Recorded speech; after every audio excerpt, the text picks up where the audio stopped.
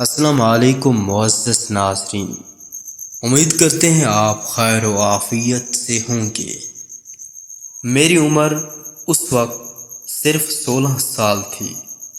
گھر میں اکیلی تھی، امی اور ابو رشتہ داروں کے ہاں گئے ہوئے تھے۔ میں نے سوچا آج سکون سے پڑھائی کر لوں گی۔ شام کے وقت استاد صاحب حسب معمول پڑھانے آئے۔ وہ کئی مہینوں سے مجھے پڑھا رہے تھے۔ امی کو ان پر مکمل اعتماد تھا، مگر مجھے ہمیشہ ان کی آنکھوں میں کچھ عجیب سا دکھائی دیتا تھا۔ اس دن ان کا رویہ بدلا ہوا تھا۔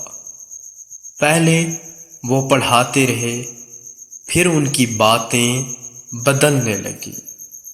مجھے خوف سا محسوس ہوا، مگر میں کچھ بول نہ سکی۔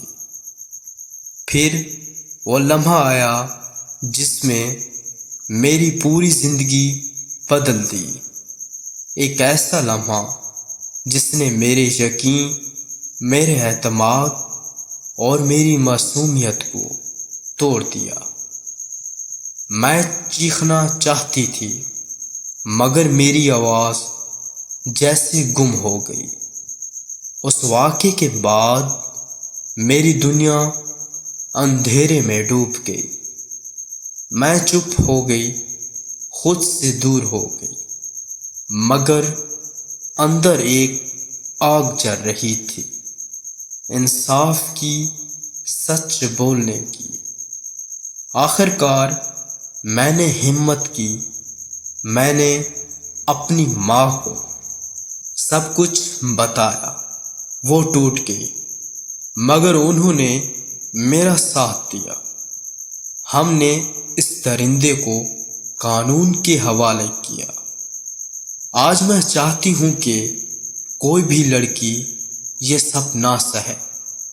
اگر آپ کے ساتھ زیادتی ہو تو خاموش نہ رہیں، آواز اٹھائیں، مدد دیں، انصاف مانگیں۔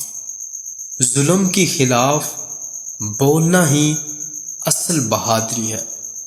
اور یاد رکھیں، جو چپ رہتا ہے وہ بھی ظالم کے ساتھ ہوتا ہے۔